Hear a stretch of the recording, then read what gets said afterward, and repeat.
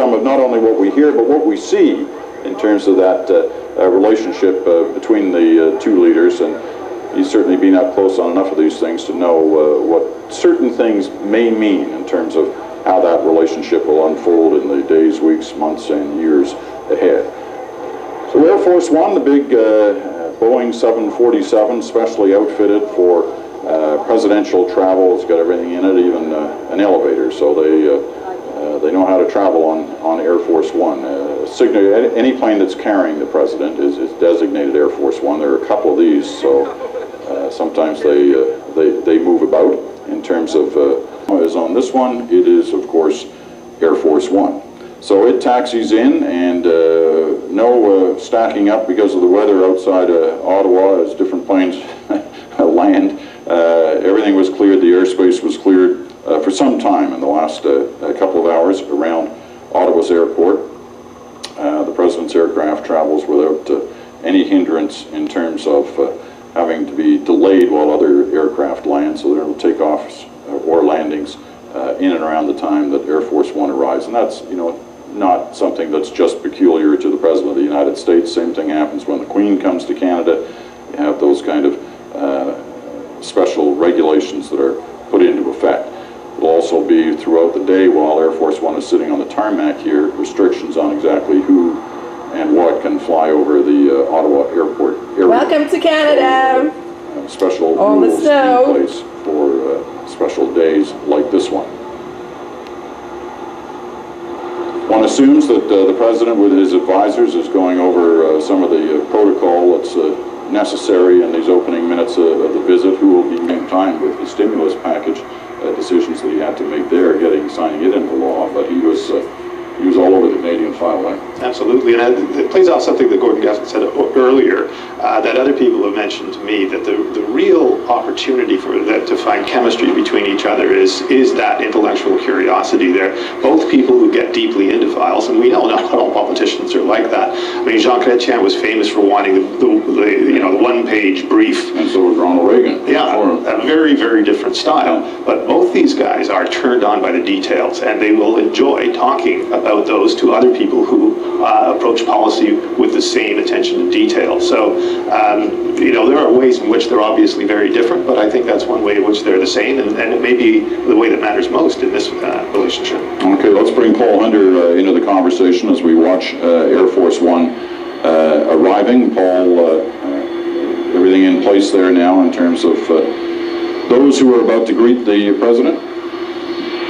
It would seem, Peter, I gotta say, when the jet landed, I don't know if you could see it on the shot that you had, but something I have never seen before, as it sort of raced down the runway, having just touched down, two black SUVs racing behind it, driving down the runway, obviously for security reasons.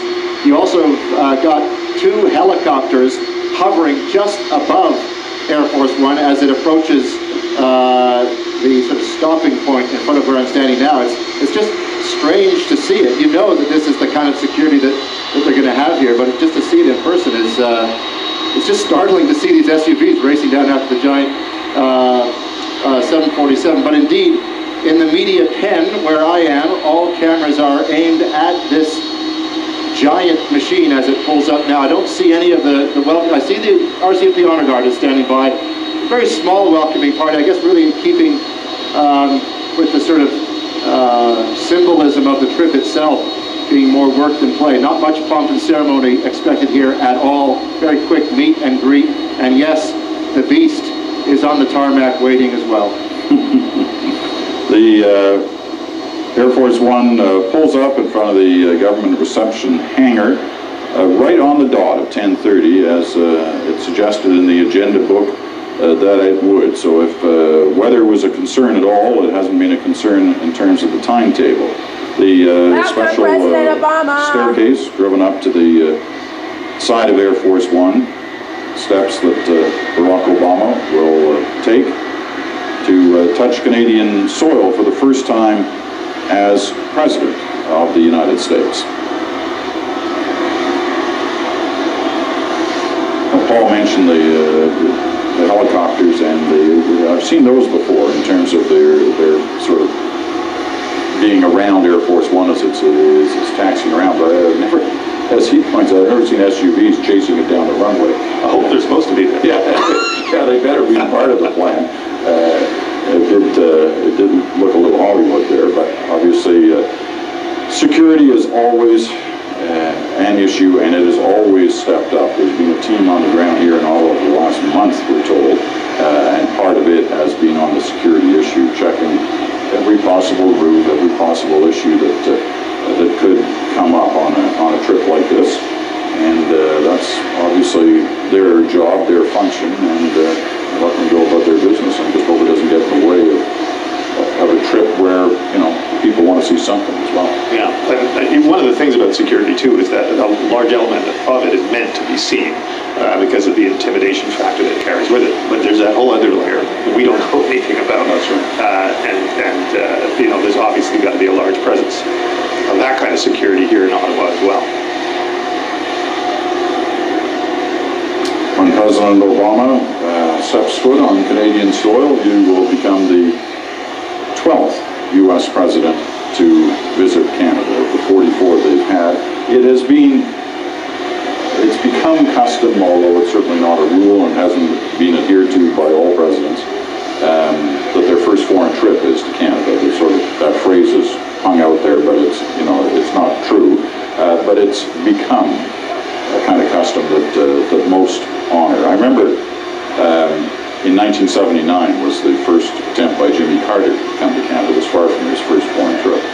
And it was right down to the last minute. So there's been a team on the ground here in Ottawa for the last month, we're told, and part of it has been on the security issue, checking every possible route, every possible issue that could come up on a trip like this.